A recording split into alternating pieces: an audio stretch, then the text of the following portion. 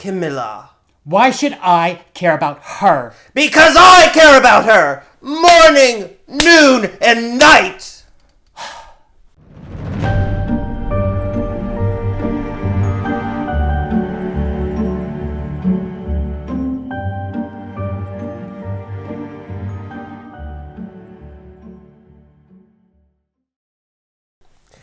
And welcome back to our 100th episode of Crips and Corks. I'm your host, DJ, here with my co-host, Paul, as usual. And bitch, I can't believe we made it, but it's so crazy. I know, and I can't believe that we picked a cold open that adequately describes how we feel about each other 100 episodes in. You're right. We're both yearning for other people. Yeah, oh my gosh. No, honestly, we haven't... Think about it. 100 weekends. We have not missed one Sunday in 100 weekends. No, we haven't. I think the closest we ever got was when my grandmother died, and I used notes from an episode that we recorded but didn't use. Right. It's kind of insane. Like, we're actually doing the damn thing, like, 2 live shows down. Some more to come, but more on that later. Sorry, I'm taking my socks off because it's hot in here. It is hot. It got so hot so quick. And we did this angle, so this jacket came with a skirt. Mm-hmm. And I nearly wore the skirt, and then I was like, I don't want to do that. And now that I realize that you can't see from the waist down, I should have just worn the skirt because it would have been a hell of a lot cooler. Right. Honestly, if I take off my pants like halfway through this episode, y'all just bear with us. It's gonna be a hot one, girl. Yes, it's gonna be a hot one. We're gonna try and go as quickly as possible because we're doing something very special for this episode, but more on that later. Paul, do you have any blessings or curses? I have a quick rant about Aldi. Because I have went to the Aldi today, right before recording. First of all, why does the Aldi open at 8:30 on a goddamn Saturday? I want to be in that Aldi at 7 a.m., okay? And I can say this because I used to work at an Aldi.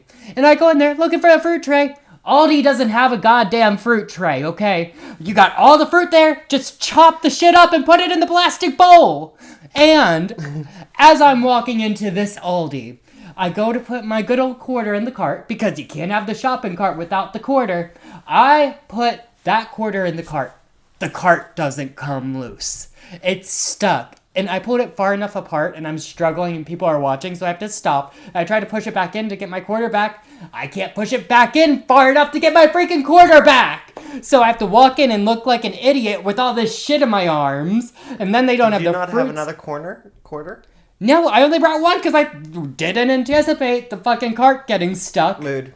And then I walk out and what do I see? The cart's gone and so is my quarter. So whatever Hercules pulled that fucking cart out, I'm coming for you, bitch. And I'm coming for my quarter. And I'm coming for you too, Aldi. Which Aldi, we'll get into that maybe on an uncork because I did work there for a bit. Awful. But that's my little rant. You can go ahead. I am just feeling so blessed that we made it to 100 episodes. At some point, it was doubtful. Yeah, no. I never doubted you. I doubted my own willpower. As for a curse, these notes killed me. I can imagine. I'm in a dark place. It's a lot to put into 2 episodes, which, surprise, 2 episodes, which you've probably already noticed. But yeah. Did you have anything for popcorn?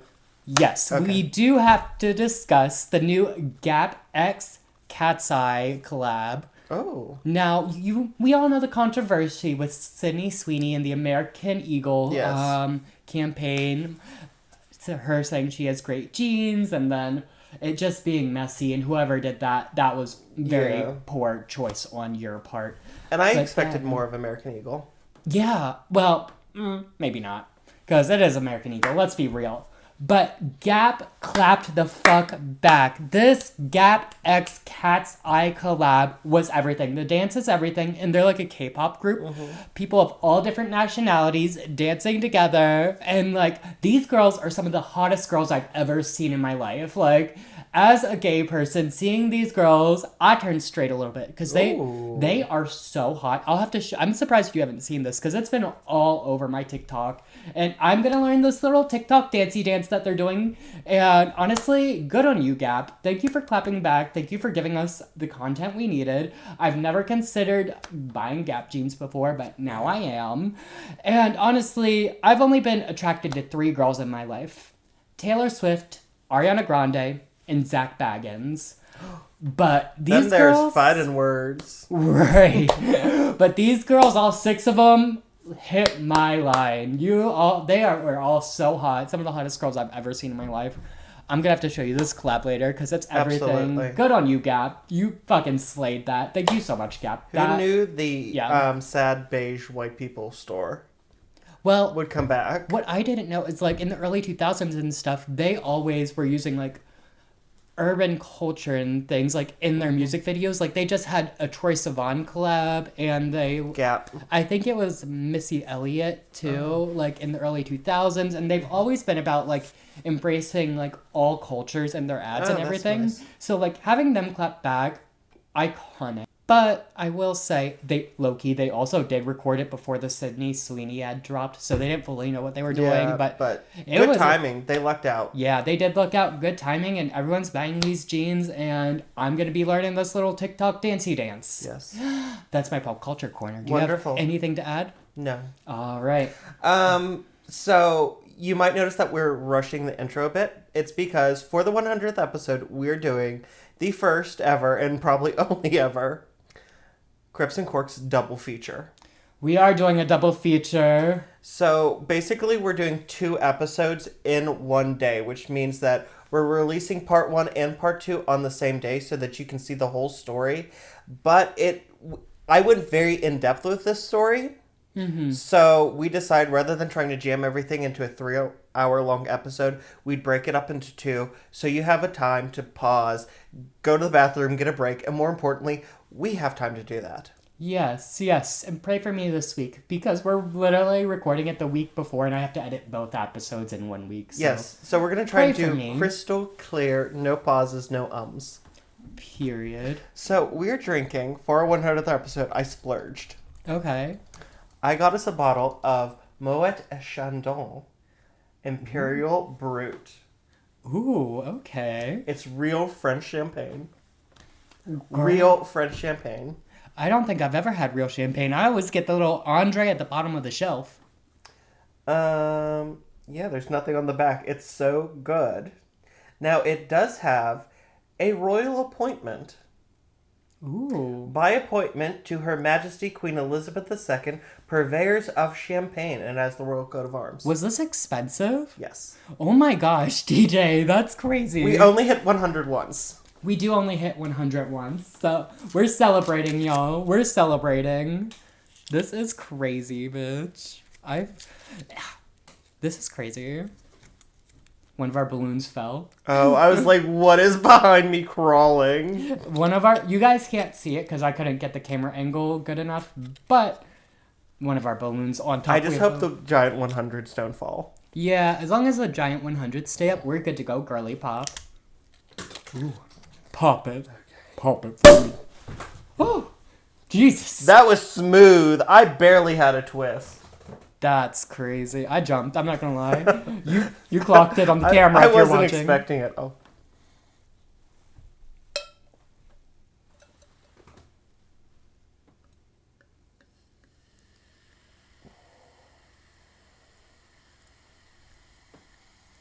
It sounds rich.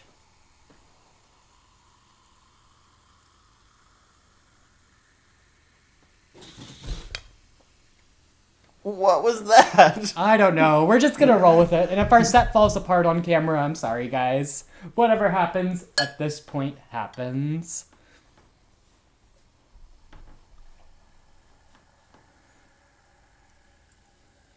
Oh, that smells good. It smells luxury. It's giving luxury, girl. Honestly, though, if you didn't tell me it was fancy, I would not have known the difference, probably. Because I don't have a taste for shit like that. I don't have, like, a gold Okay, do you want to take this one, and I'll top that one off for myself? Sure. You won't forget all of my champagne problems. Midas touch on the Chevy door. Let's put this on our new wine pedestal. To 100 episodes. To 100 episodes.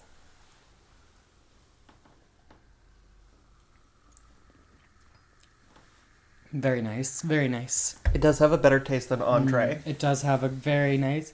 You can actually taste, like, the fruit, I think. Yeah, like, I can see where Andre tries to call itself champagne, but Andre's definitely a little bit more sour than this.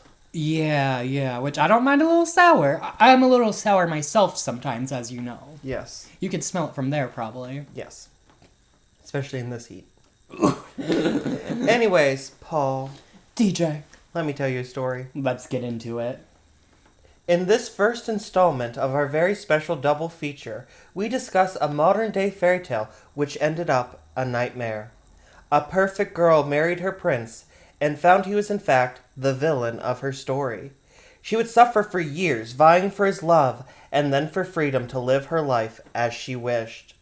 And just when it seemed possible, it all came to a crashing halt. Today, we will be discussing the life and death of Princess Diana. Now for part 1, the Fairytale Nightmare. The Fairytale Nightmare. Yes. See, this is one of those stories where, like, life is crazier than fiction. Any story. And it's... So, part of my research, I did watch 2, like... So, apparently back in the day, CBS and ABC made movies to show on primetime. And they were like the Hallmark and Lifetime movies of their era back in the early 80s. Oh. So I watched both of them, and both of them were like, see, I know this isn't what happened, but it's more believable than what really happened. Exactly. And in 100 episodes, we've definitely learned that life is so much crazier than any story that anyone can come up with. So I do have a couple trigger warnings for this installment. Okay. There will be discussion of domestic abuse, both physical and emotional, eating disorders, and self-harm. Consider yourself warned. Yes, this is going to be an intense one. So, let's begin at the beginning. Diana Frances Spencer was born on July 1st, 1961. She was the third daughter of Johnny Spencer, Viscount Althorp, and heir to the Spencer earldom and the Althorp estate, and Frances Roche, daughter of the Baron and Baroness Fermoy. Ooh, she was barren? Her grandparents were. Ooh, hot. I like that. She was born into family turmoil because her parents desperately wanted a son who could be the heir to the Spencer title and legacy. But she was the third daughter. Johnny blamed Frances for her failure to produce a boy and sent her to a series of doctors to determine her problem, which left her humiliated. They would also get into epic screaming matches, and Diana later said that she actually witnessed her father slap her mother viciously across the face. So we're already not starting out good. Starting out with childhood trauma like that, like seeing your parents hate each other, trauma. Yes. Now, the family, despite being heirs to an estate, didn't live there. They lived in Park House, which was leased from the Queen from her Sandringham estate. And the children were often invited to play with the Queen's youngest 2 sons, Princes Andrew and Edward. This is before Andrew became a pedophile. Oh, I didn't know that. Ooh. See, you know so much about this royal family. It's crazy. Yes. Now, due to her friendship with the 2 young princes and her very early graceful regal bearing, she was nicknamed Dutch, short for Duchess. Okay, so she has this royal title from an early age. Yes, it's a nickname. So then why are people saying she's coming from, like, poor backgrounds and shit? It sounds like she's already involved with this royal family from, like, the beginning. She was. She's not the... What do you mean? I mean, what I'm saying is she did come from this very rich background. Right. She was titled, and we'll get into that a little more in a bit. So I'm interested now, because I don't understand how she became the people's princess, then, if she's not of the people. She's from royalty. We'll get to that. She's from aristocracy. Oh, I don't know the difference. Like the Aristocats. Yes. Yes, the Aristocats. Okay. Where you have a title, but you don't rule. But we always rule, brother. Yes, we do. When Diana was 3, her parents finally had their longed-for son, Charles, whom Diana would form a very close relationship growing up, because they're only like 2 years apart. Okay. Now, despite having the son and heir they desired, the damage had been done to her parents' marriage. And when Diana was 6, Frances packed her things and left the family to move to London to live with another man. You know I love a London boy. I enjoy nights in Brixton. Cartage in the afternoon. It's like she's in the room with us. It truly is. It's uncanny. You know that was a Taylor Swift song, right? Yes, I do. Okay. Now, Diana would be haunted for the rest of her life by the memories of sitting on the front steps of the home waiting for her mother to come back and get her. Okay, that's fucking sad. It's so sad. Like, she was a grown-ass adult, and, like, something would happen to her, and she'd be like, I spent so many years, like, working on myself, and, like, this one thing, and once again, I'm the little 6-year-old girl sitting on the front steps. DJ, that's so fucking sad. Don't make me fucking this sad on the 100th episode. That's so fucking sad. It gets sadder. Bitch, y'all gonna make me cry on this 100th episode. I'm gonna shed tears on camera. What followed Frances's leaving the family was one of the most scandalous divorce cases in British high society. Johnny sued Frances for adultery when she began an affair with wallpaper heir Peter Shan Kidd. This was compounded when Peter's wife named Frances as the other woman in her own divorce from Peter. Did you say wallpaper heir? Yes, like his family owned a wallpaper company. I'm sorry, that's dumb as shit. Oh, I'm the heir to the wallpaper, darling. Would you like your walls coated? It sounds so fucking stupid. Would you like your walls papered? Your walls look a little bare, darling. You know, Paul's laughing, but what he's not telling you is he knows a thing or two about papering walls, or so I read at the Club Pittsburgh bathroom stall. Yes, I'll coat your walls if you're cute enough. Johnny laid out in brutal detail why his soon-to-be ex-wife was an unsuitable mother. It was backed up by Frances's own mother, Ruth Lady Fermoy. So her own mother got up in court and said, yeah, my daughter is an unsuitable mother. That's crazy about her. And what about her mother, leaving her on the stairs? What? She ain't got no room to fucking talk. No, this was Diana's grandmother. Her mother left her on the stairs. Her grandmother then said that Diana's mom. Oh, yes. I thought Diana's mom was talking about Diana, but it's Diana's grandmother talking about Diana's mother. Yes. Okay, that makes more sense. All right, never mind. Diana was scarred horribly by her parents' divorce. The memory of the fights, her mother's perceived abandonment, and having to step out as a surrogate mother to her younger brother would echo throughout the rest of her life. Following the divorce, both parents would take turns spoiling the children in an effort to win their affections. In 1975, Johnny became Earl Spencer, and the family moved from their beloved Park House to the Althorpe estate in Northamptonshire. So this is like moving from Philadelphia to Ohio. I mean, they're both kind of shitty places.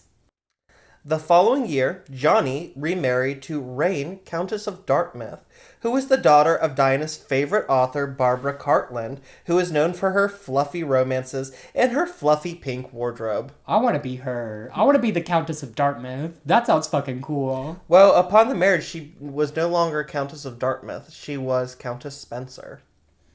Okay. I got you. Okay. Sorry, we're going kind of fast. I'm trying to keep up with who's who and who's doing what. And all these fucking name changes. One thing about British people, they're going to be Countess and Duke, and they're going to change it 7 times. It's so hard to keep up. Like, just keep one fucking name, bitch. This is a good part. Okay.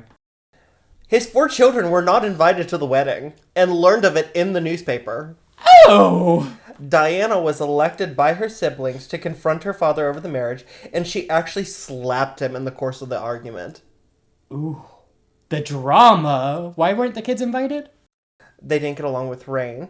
In fact, as she was walking around the house, they would chant, "Rain, rain, go away." Come again another day. Not even come again another day, just rain, rain, go away.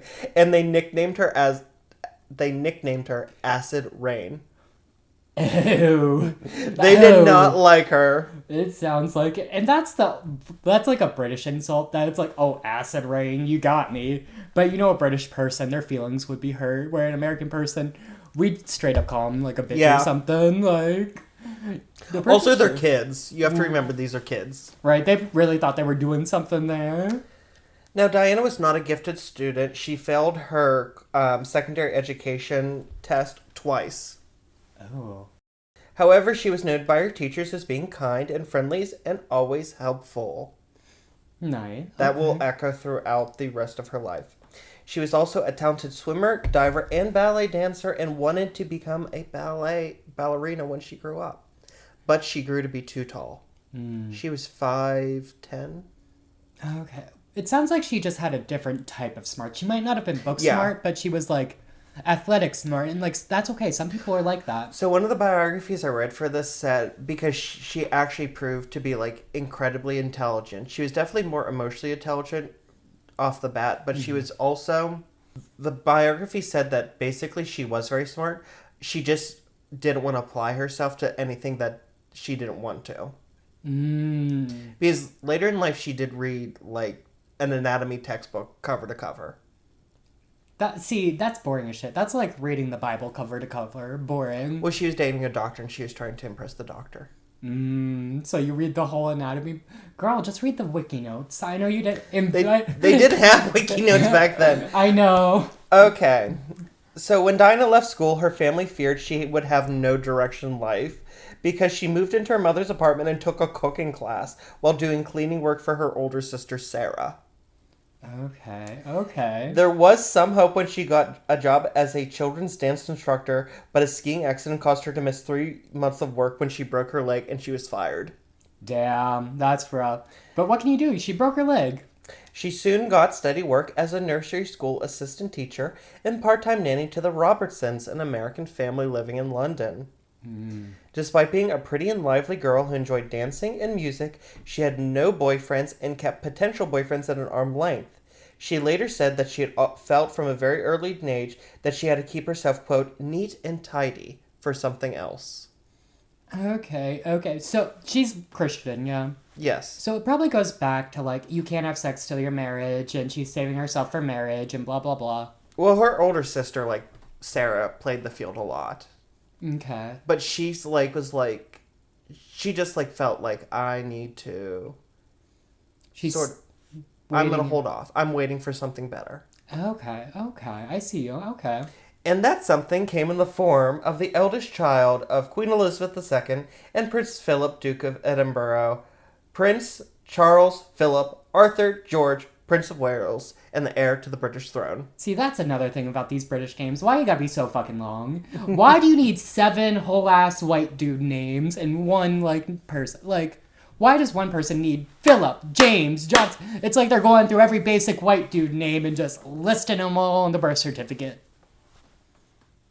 Are you done? Yeah. Okay. Growing up, he was a sensitive and delicate child who was coddled by his beloved nanny, Mabel, and grandmother Queen Elizabeth, the Queen Mother. Okay. Who will hence be known as the Queen Mother. While having a more distant relationship with his parents and being mentored by his father's uncle, Lord Mountbatten. He had a gruesome education attending his father's alma mater in Scotland, where he was ruthlessly bullied before attending Cambridge University, then going on to begin a whirlwind training in the Royal Air Force, followed by the Royal Navy, where he commanded HMS Bronington for 10 months. At the time he was often photographed in the training, it was called Action Man, for the many pictures of him diving, running, shooting, and parachuting. So they're shirtless pics. Yes.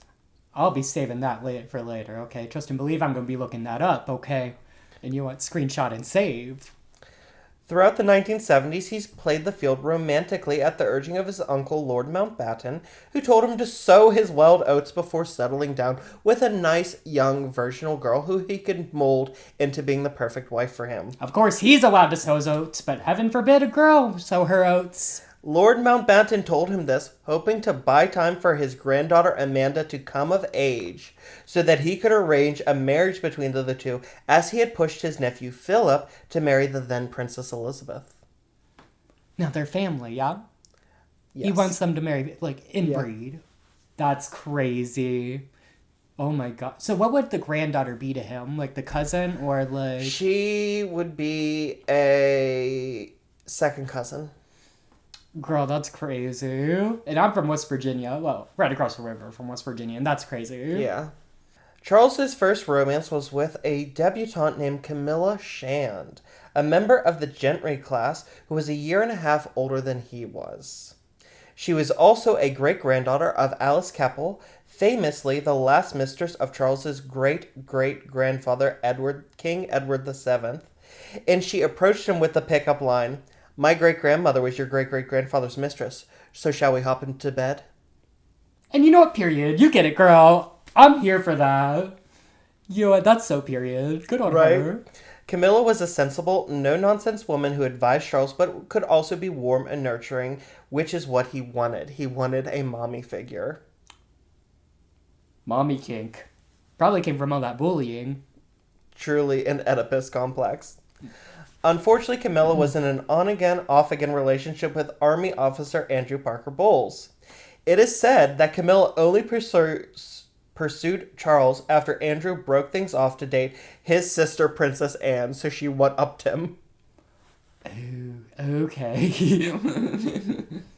In 1973, Charles was deployed overseas with the armed forces, and Camilla married Andrew in a wedding attended by the Queen Mother, Princess Margaret, and Princess Anne.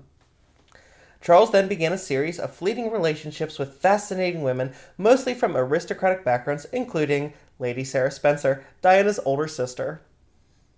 Girl, this is so intertwined and intermingled. It's right, like, it's gross. It's so weird. Like, they're all dating each other, and then they break up, and then they start dating the other family member. It's so fucking crazy. The first time they met was when Charles came to Althorpe to visit Sarah, and the pair ran into Diana, then age 16, on a walk. Okay.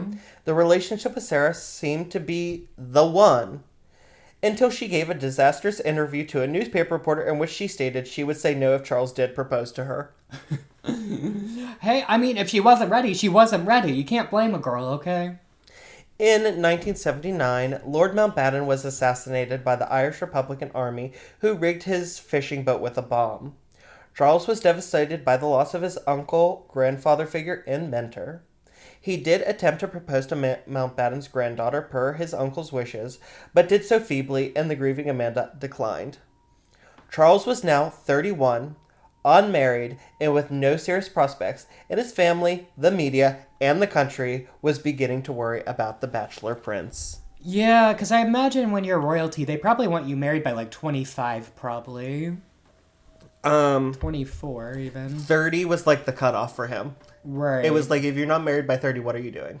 Exactly. Like, yeah, time's a ticking. So it's sounding like, well, you can keep going, but it sounds like he's going to settle for the next person, which we kind of know who the next person is, I feel like. In July 1980, both Charles and Diana attended a barbecue at a mutual friend's country home and sat together. Diana, now a radiant and vivacious 19-year-old who had had a schoolgirl crush on the prince for years, said how sad and alone he had looked at Lord Mountbatten's funeral the previous year, and how he needed someone to look after him. He's sad and alone because he's at a British barbecue, okay? What's a British At the funeral. She said, last year, at your uncle's funeral, you looked so sad and alone. Oh. I think you need someone to take care of you.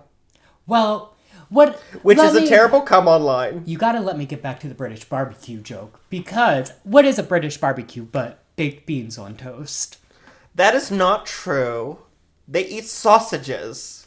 Oh, baked beans and sausages I didn't say anything about baked beans. Bitch, I guess leave my beans on toast alone, it's bitch. It's disgusting. And I don't want to know what kind of barbecuing they're doing, if they're doing any meats, okay? I don't want to see that sausage, okay? They also eat steak and chicken. I don't know. British food just isn't the tea. Okay. We gotta get back to the story. Okay, sorry. In Diana's later recounting, Charles leapt on her and was all over her like a, quote, bad rash. In an incident she found to be wholly unromantic and unlike her beloved Barbara Cartland novels. Who's Barbara Cartland? A writer? Yes. Okay. And her step-grandmother. Ooh, she was touching herself to the novels. Yes. Those were like the 50 Shades of Grey back in the day. Worse. They were like the ones where they don't have sex until the last chapter. Oh, God, I just read a book like that, and it was terrible. And, like, they just pine. Yeah, and it's so annoying, and honestly, I'm just over it. Get to the point. Let's just get to the point, but let's get back to the point. Yes. Sorry. Charles began to consider Diana to be a serious contender to be his bride, as she was young, inexperienced, and a virgin, and could be molded to fit his lifestyle. He invited her aboard the Royal Yacht Britannia and to the royal family's Scottish retreat, Balmoral Castle, to meet his family. This sounds predatory. Diana was thrilled to be dating a real-life prince, although she was concerned about his hot and cold reactions, where he would invite her out on a date and shower her with flowers, and then not call her for several weeks. See, I do not like this right off the bat. She needs to get up and run, okay? This is not good. During their relationship, the tabloid press found out Diana's identity and began to hound her outside of her apartment and her job. At one point, she agreed to pose for photographs if the press agreed to leave her alone, and they manipulated her into posing with a beam of sunlight shining through her skirt, making it nearly sheer. Oh my god. Oh, girl, you could see her whole legs. I bet that was scandalous back in the day. It was. She was devastated. She was like, he's going to break up with me. I'm such an idiot. Because she's just posing. Mm-hmm. And they're like, could you move a little to the left? And they got her. And while she's got 2 kids in her arms. And she even said, for the rest of my life, I'm going to be known as the girl who forgot to put on her knickers. Oh my gosh. That's crazy. Charles, though, he was appalled that it had happened, but he did say to her, and this is kind of flirty, I knew you had great legs. I didn't know how great. Girl, that's crazy. And I know that was crazy for back in the day.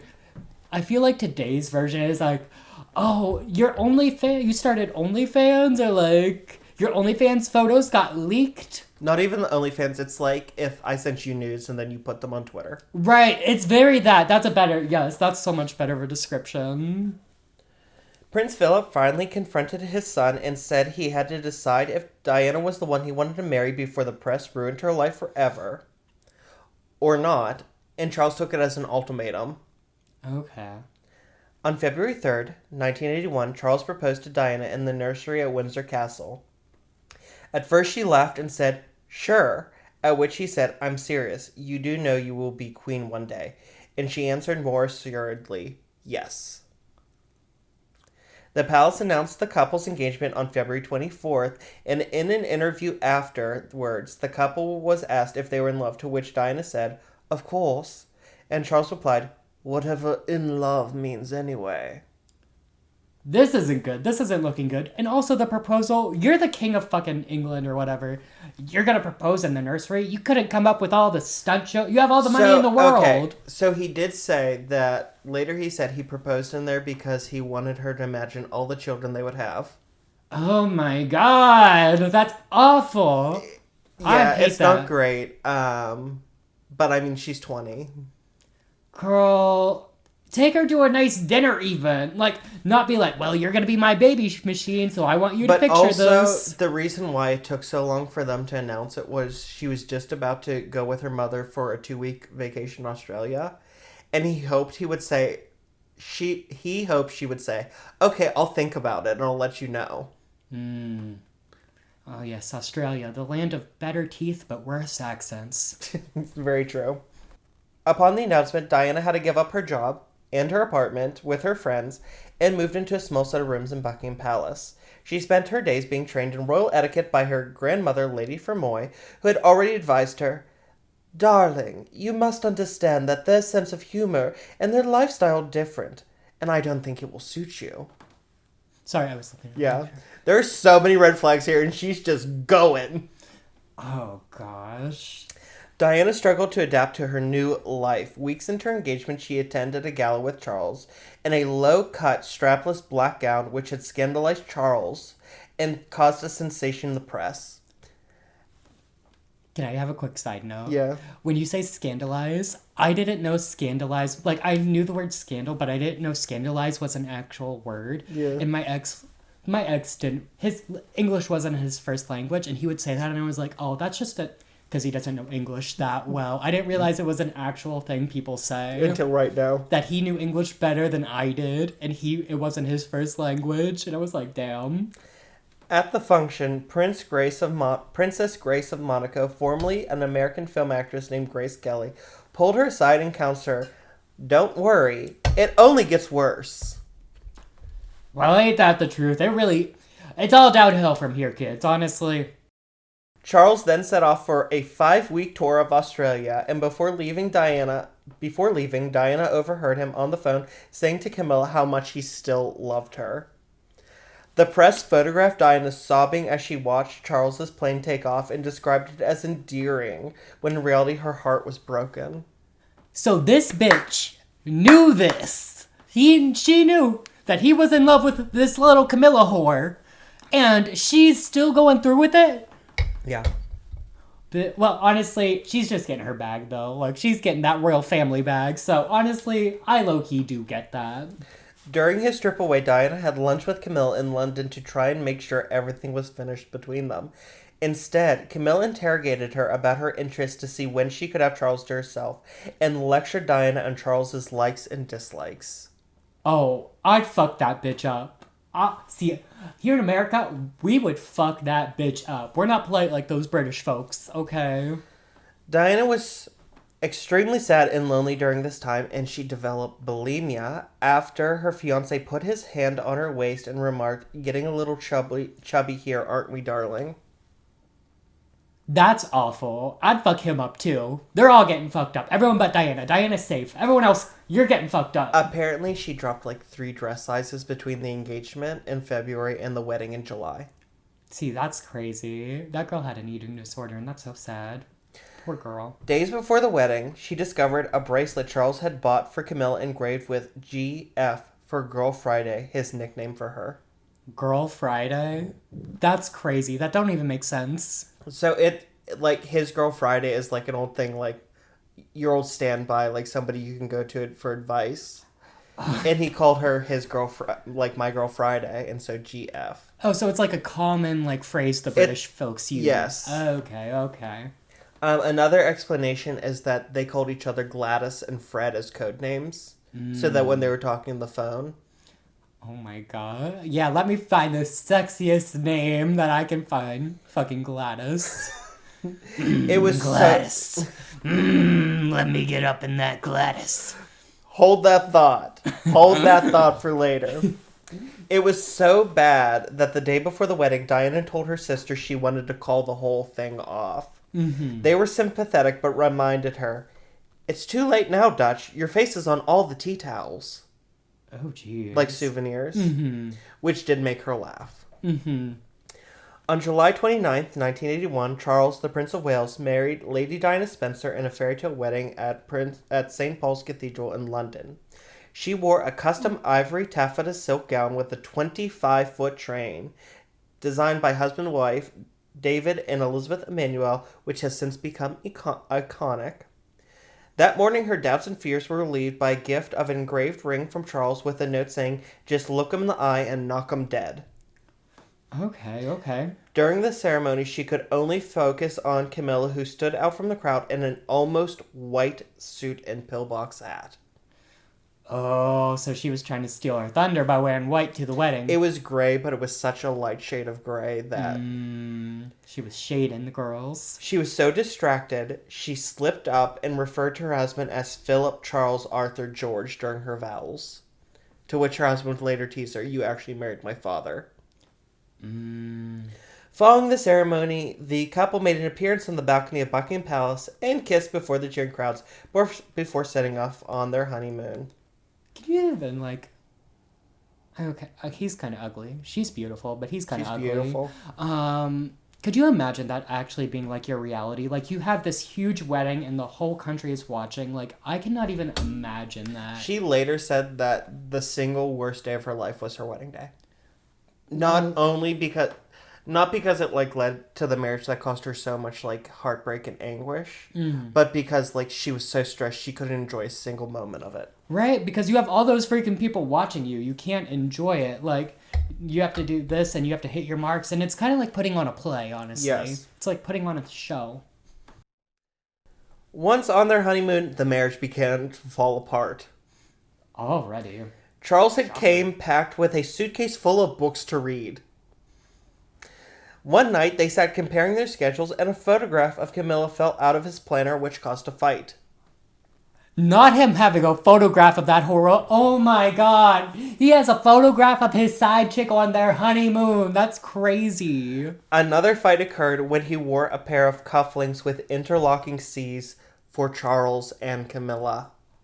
Girl, she needs to get out of there. She needs to leave. Despite the rocky start, Diana soon found out she was pregnant. On June 21st, 1982, she gave birth to Prince William Arthur Philip Louis and immediately fell in love with being a mother. As most people do. The following year, she, Charles, and William went on an extended tour of Australia, which provided another crack in the marriage as the crowds cheeringly adored her and bemoaned the presence of Charles. Exactly. Fuck that dude. He's treating our girl Diana poorly. Okay. No one was aware of Diana's ongoing misery in the marriage, coupled with postpartum depression. She later claimed that during her pregnancy with William, that after a fight with Charles over Camilla, she threw herself down a flight of stairs and landed at the feet of his 82-year-old grandmother. That's so dramatic. Low-key dramatic, but also low-key iconic. Like, oh... She also later confessed to cutting her upper arms and thighs, and at one point stabbing herself in the chest in front of her husband in an effort to get him to notice her. That's insane. Diana never trusted Charles, had given up Camilla, and Charles was too selfish and stuck in his ways to adapt to the needs of his wife. In addition to their 13-year age gap, Charles's intellectualism versus Diana's more mainstream interests, and Diana's desire for a husband who would take care of her with Charles' desire for a wife to mother him all meant that they were utterly incompatible. Yeah, I mean, that's what it's giving. It's given that from the start, honestly. On September 15th, 1984, the couple had their second son, Prince Harry. Diana reported that Charles was furious, as he had wanted a daughter, and upon seeing his new son for the first time spat, "Oh God, it's even got red hair," a famously Spencer family trait. Oh, that's fucked up. That's crazy. Following the birth of Harry, the marriage was effectively over. Charles moved into a separate room and began to spend more time at Highgrove, their country house in Gloucestershire, just 15 minutes from Camilla's home. So, like, Harry is their son? Yes. And that's like Harry that's alive today? Yes. Okay. Like Prince William and Harry. And he married someone. Meghan Markle. Yes. Yes. Okay, yes. It's all connecting. Now, to this day, Charles maintains he did not return to Camilla until 1986, after it was clear that his marriage was over. Lies! Deceit! Diana, for her part, took cavalry officer James Hewitt as a lover when it was clear her husband had returned to his mistress. Meanwhile, she continued to pine for her husband's love and would often go to the Queen for marital advice, which the Queen admitted she could not give, as Charles is a tricky one. This is crazy. Everyone's cheating now. This is crazy. As her husband turned against her, the people grew to love her more and more each day. The press hounded her and admitted it was because she sold newspapers for them. One editor said he was sick of her, but each issue with her on the cover performed 20% better than if she wasn't. And if they took her off, sales would fall as much as 30% for that week.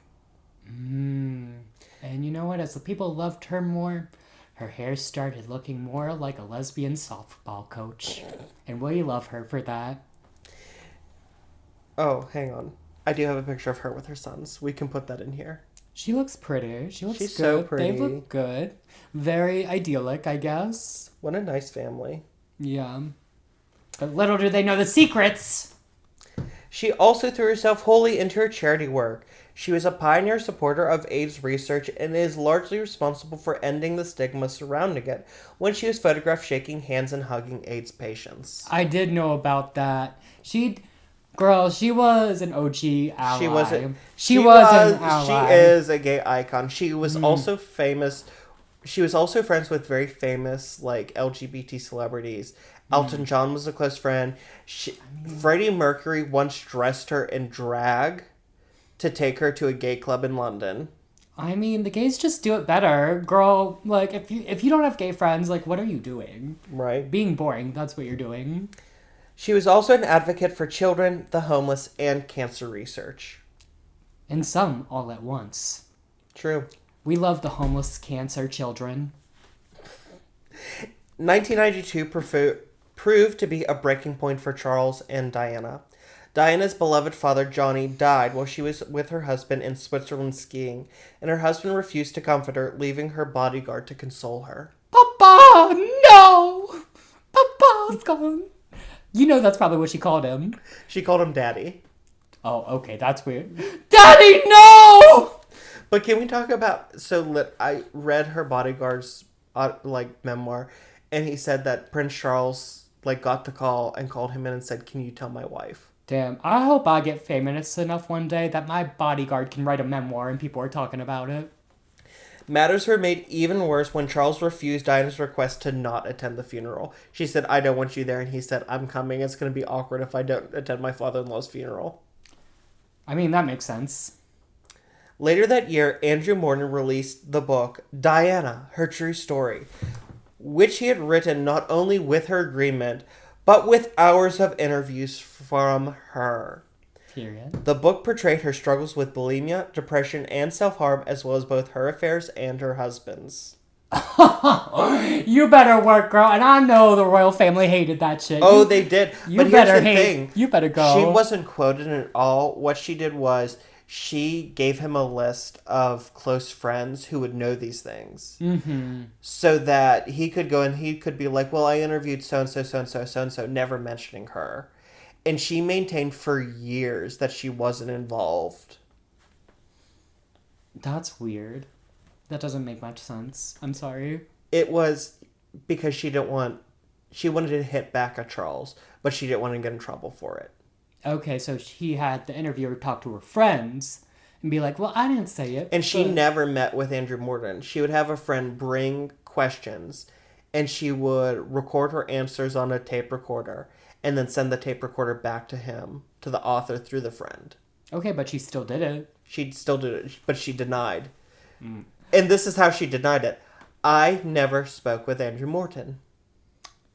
Girl, technicality, you still did it. I'm sorry, Diana girl, but you still did it. She still did it. Like... She admitted it later. Like, I can't blame her for doing it, but she did it. She admitted it later. Like, your voice is on tape, bitch. Like... And then, a series of phone calls between Diana and a male friend which had been intercepted and secretly recorded were released, causing further harm to her image. It was referred to as Squidgygate because her friend would call her darling and squidgy. And she was recorded as saying, "Nobody appreciates me after everything I've done for this fucking family." You want to see my Squidgygate? No. It opens if you press it right.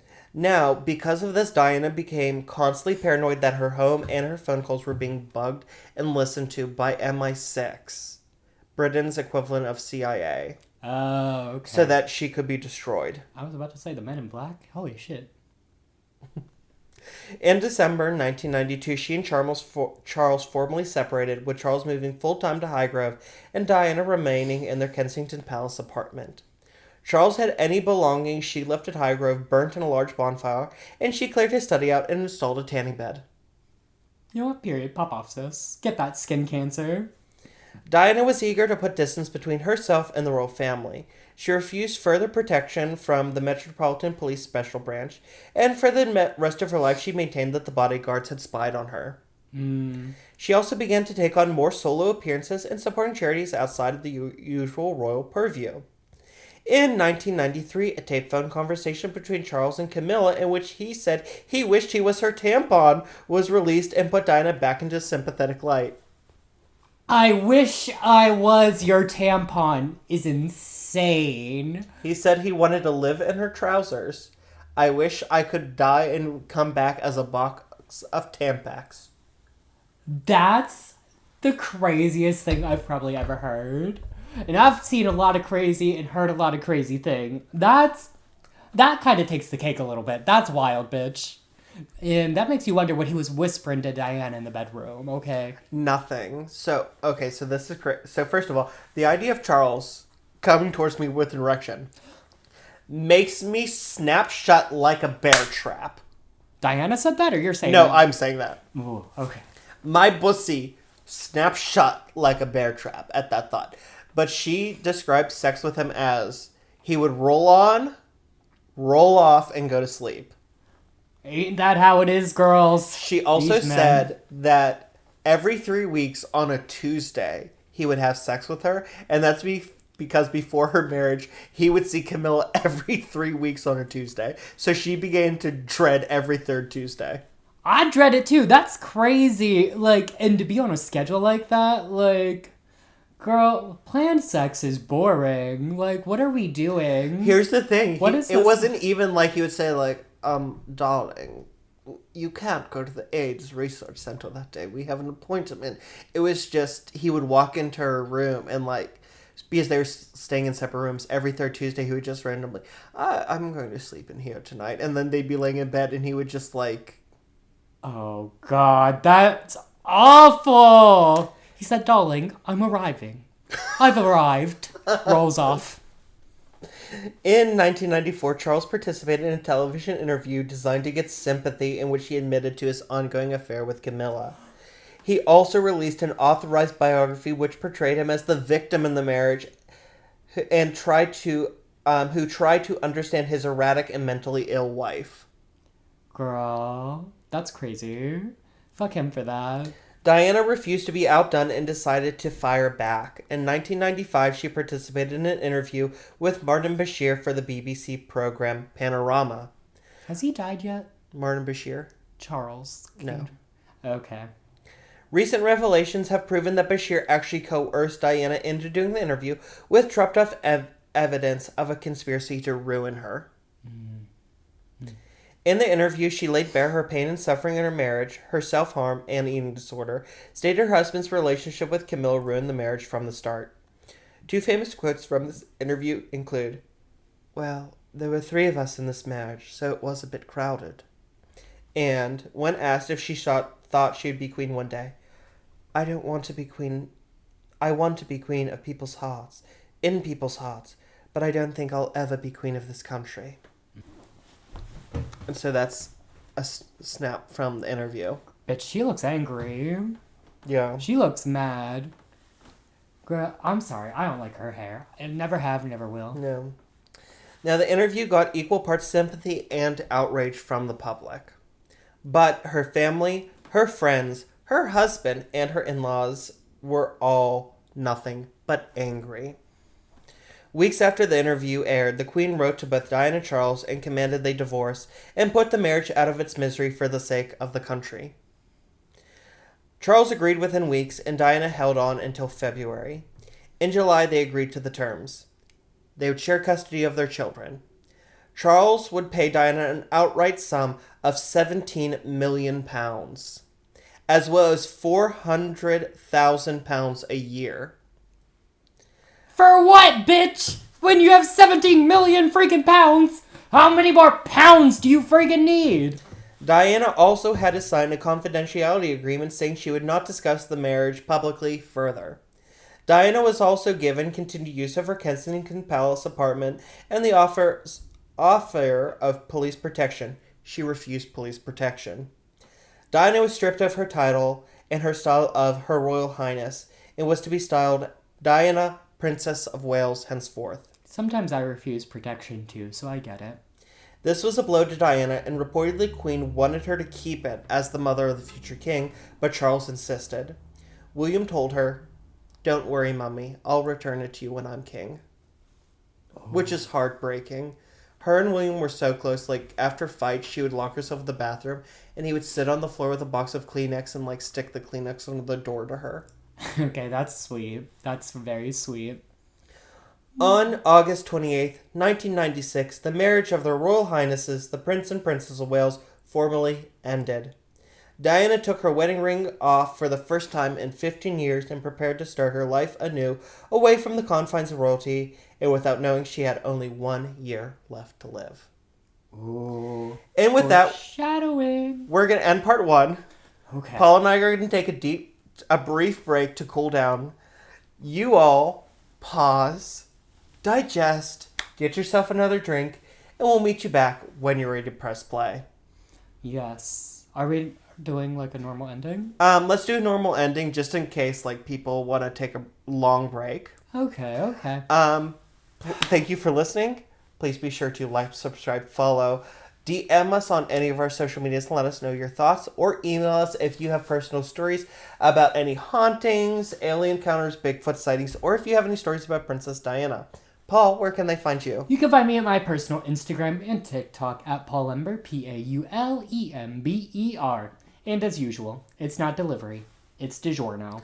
And if you'd like to follow me, you can do so on TikTok and on Instagram at TheRealDeej And until next time, in just a few minutes hopefully, keep your crips tight. And your corks loose. Bye! 100 motherfucking episodes! I wish I could spray the expensive champagne all over us. Whoa!